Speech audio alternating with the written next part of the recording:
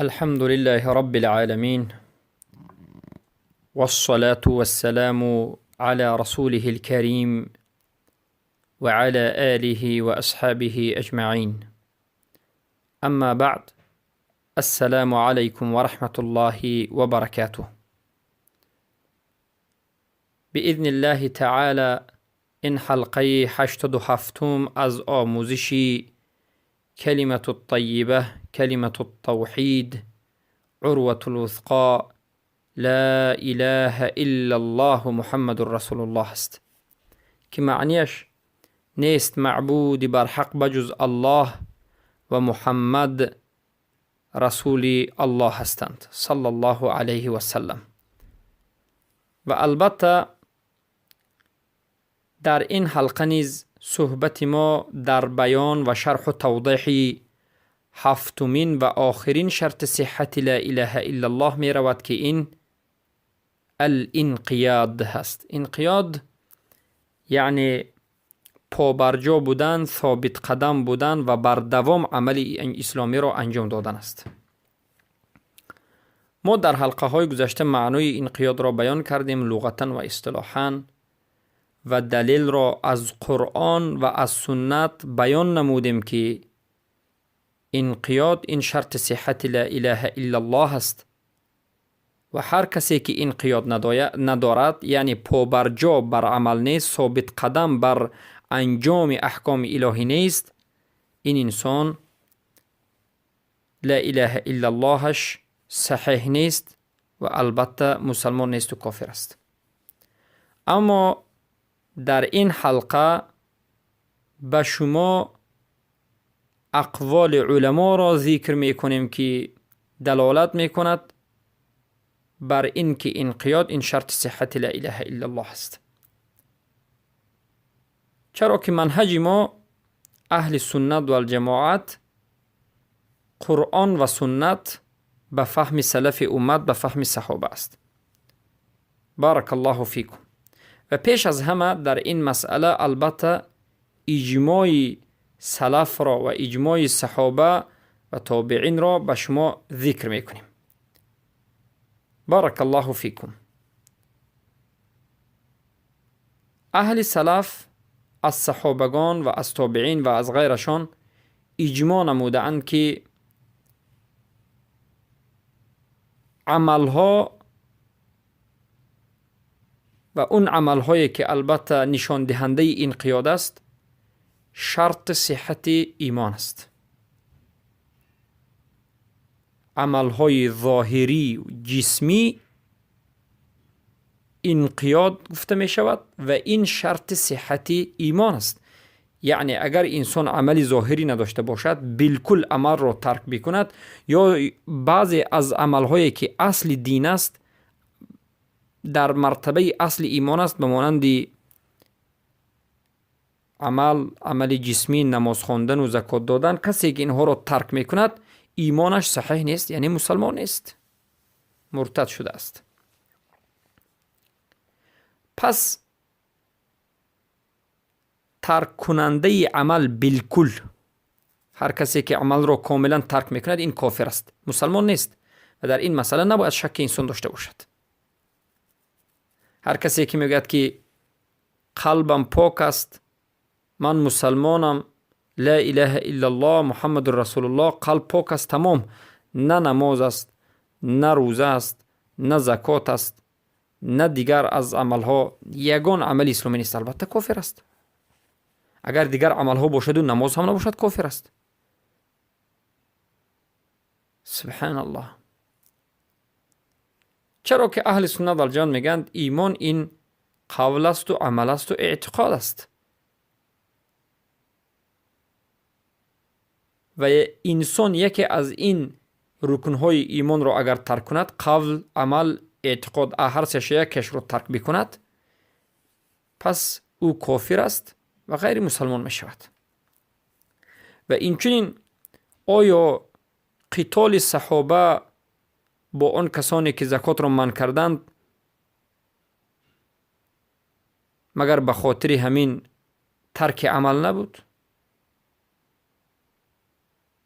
صحابگان به کسان جنگ کردند و کسانی را مرتد گفتند که آنها نماز میخواندند، آنها تمام احکام الهی را قبول میکردند، اما یک عملی که تعلق به اصل مراتب ایمان دارد قبول نکردند. این زکات است. دادن زکات را قبول نکردند و ابوبکر صدیق و عمر رضی الله عنهم و دیگر صحابگان با اینها جنگیدند. پس ترک انقیاد و امتناع کردن از انقیاد و از طلبات های انقیاد، این نابود شدن شرط صحت لا اله الا الله است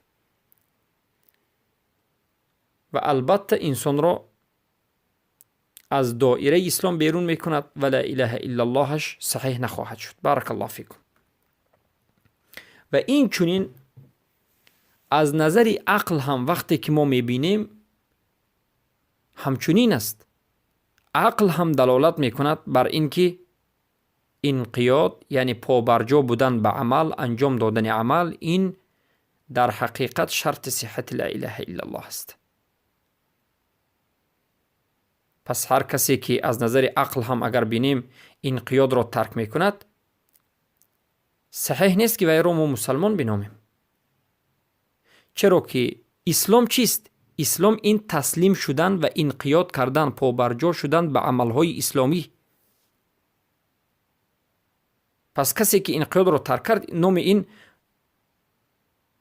ممتنع هست، مستکبر است، متولی هست، معرض است، معاند است. و الله سبحانه و تعالی این چنین انسان‌هایی که صفت‌های ممتنع دارند و مستکبر و متولی و معرض و معاند دارند، اینها را الله سبحانه و تعالی در قرآنش حکم به کفر کرده است. و البته ما در این موضوعات در حلقه های آینده صحبت میکنیم در موضوع کفر الامتناع، کفر التولی و الابا و الاستکبار و غیر ذلك. پس بدانید که شهادت دادن به لا اله الا الله محمد رسول الله قائم می شود بر عمل. شهادت دادن بر لا اله الا الله درست و صحیح می شود با عمل و ملتزم بودن به قوانین شریعت. بارک الله فیکم. اگر کسی که عمل نکرد، این رو ما شاهد گفتن نمیتونم، شهادت داده گفتن نمیتونم. و بعدا از نظر عقل هم بنگره چرا رسولان را الله سبحانه و تعالی فرستاد؟ برای آن فرستاد که ما اطاعت بکنیم. با چی رسول الله اطاعت بکنیم؟ به عملهای رسول الله اطاعت بکنیم، به گفته‌هایش اطاعت بکنیم. فقط به گفته رسول الله نیست، بلکه به عملهایش باید پیروی بکنیم، متابعت بکنیم.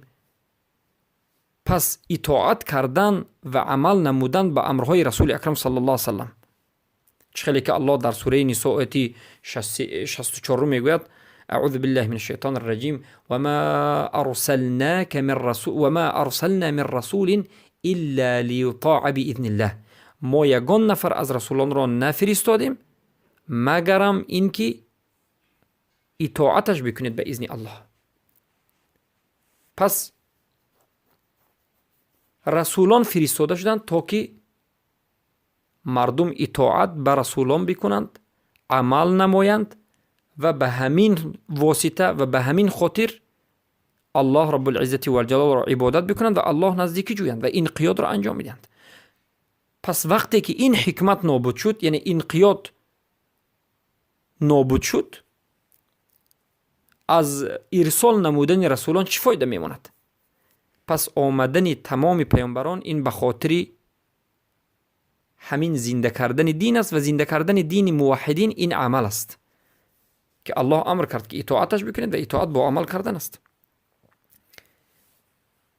و تمام مشرکان قریش همین معنای گفته ما را می دانستند. برای همون و از همین جهت ابو جهل، ولید ابن مغیره، عتبه و شیبه و ربیعه و دیگر از مشرکین لا اله الا الله را قبول نکردند. چرا که اونها می دانستند که لا اله الا الله فقط با تلفظ شما را نجات نمی دهد. ابو جهل فهمیده بود که وقتی که به نزد رسول الله رود و بگوید که تمام من اشهد ان لا اله الا الله و اشهد ان محمد رسول الله میگویم، به همین خلاص میشوم. گوید خلاص نمیشود. چرا که لا اله الا الله محمد رسول الله کلمت التوحید به خودش رکن دارد، 2 رکن دارد، 7 شرط دارد، طلبات دارد، مقتضایات دارد، خواهش ها دارد، ملزمات دارد که انسان وقتی که لا اله الا الله رو میگه باید پایبند این طلبات و مقتضا و ملزمات لا اله الا الله باشد.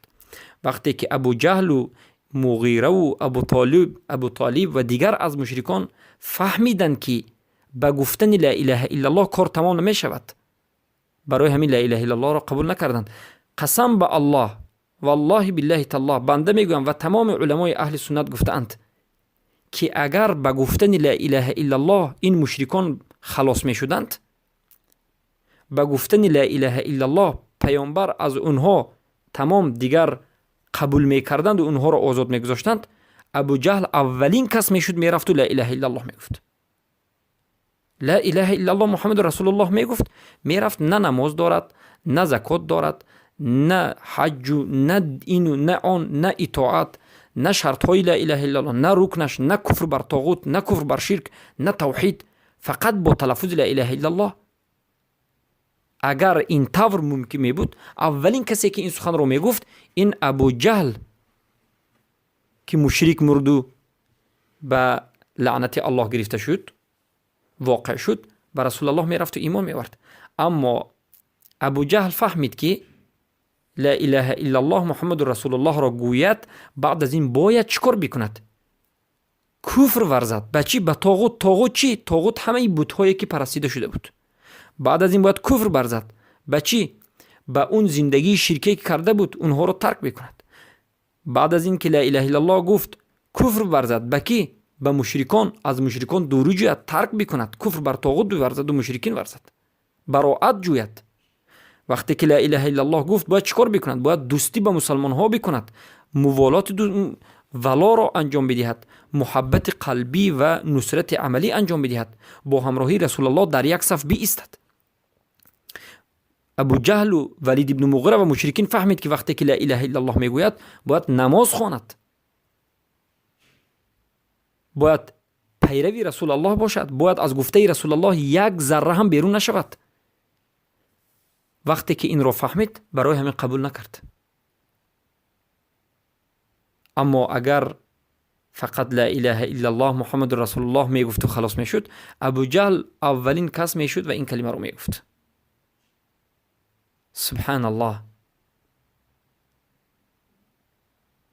پس وقتی که انسان تأمل و اندیشه از به دعوت رسول اکرم صلی الله علیه و سلم میکند،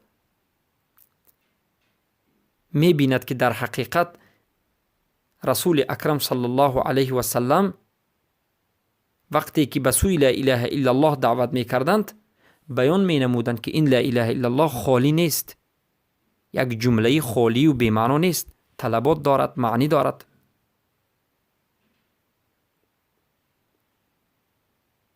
بارک الله فیکم. و البته رسول اکرم صلی الله علیه و سلم همیشه برای همین می گفتند هر کسی که لا اله الا الله را قبول بکند این انسان عزیز می گردد. برای همین رسول الله به مشرکین به مشرکینی که اسلام را قبول می کنند وعده عزت می دادند، وعده نصرت می دادند.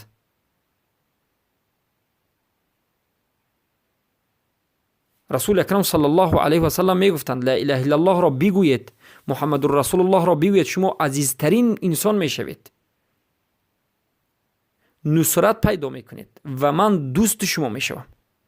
تمام قریش می خواست که این کلمه را گوید، اما وقتی که قریش دید، وقتی که مشرکین دیدند که این دین فقط مجردی کلام و یک نطق کردن خالی از عمل نیست، بلکه این دین عمل دارد، طلبات دارد، مقتضا دارد، برای همین قبول نکردند. برای همین خودشون را از این قبول دین منع کردند، روی گردانیدند، سرکشی کردند. بارک الله فیکم. و این یک چیز بود، دلیل بود. و دلیل دیگر این است، یا که عقلا اگر به سیره رسول الله نظر بکنیم، این است که رسول اکرم صلی الله علیه و سلم صحابگانشان را امر کردند به صبر کردن، امر کردند به جهاد، امر کردند به هجرت. هجرت اولا به حبشه، به افریقا، بعد از این هجرت به مدینه. این همه مشکلی و مشقت، همه این مشکلی و مشقت به خاطر عمل کردن بود. اگر ترک عمل جایز می بود، اگر انقیاد شرط صحت لا اله الا الله، شرط صحت دین و ایمان نمی بود، رسول اکرم صلی الله علیه و سلم به خاطر حفظ عمل اینقدر اذیت نمی کشیدند، بلکه اجازت می دادند. به صحابه ها اجازت می دادند که تمام شما در مکه گردید اما عمل نکنید. لا اله الا الله گفتید، بله شما مسلمان دیگر در بین مشرکا هم گردید، آهسته گفت رافضه ها که میگن تقیه کنید، عمل نکنید. اما رسول الله این چنین نگفتند، العیاذ بالله، بلکه رسول الله گفتند شما ثابت قدم باشید، صبر کنید، عمل را ترک نکنید. حتی وقتی که آل یاسیر پدر عمار، ثویبه به قتل رسیده شدند، رسول اکرم صلی الله علیه و سلم گفتند فاصبروا یا آل یاسر فإن موعدکم الجنه.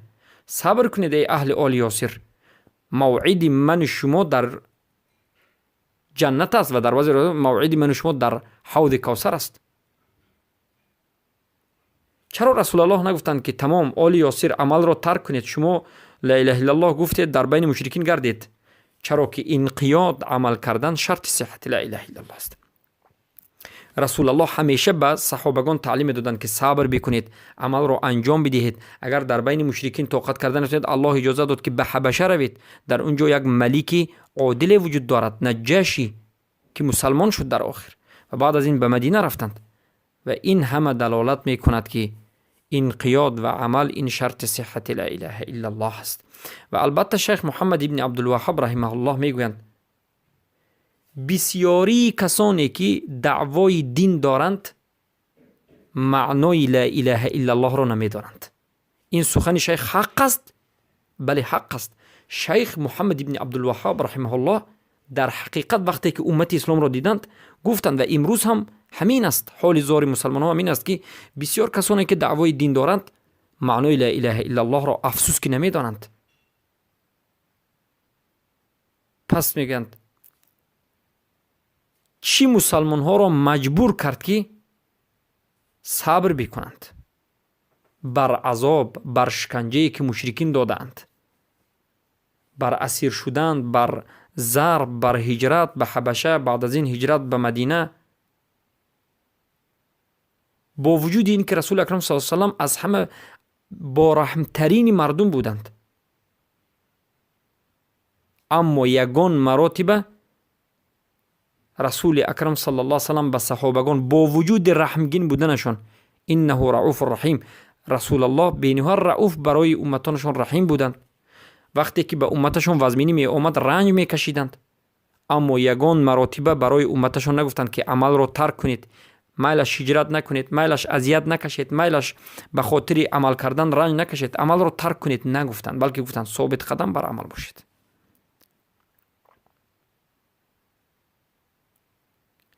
ای برادرم و خواهر موحدم،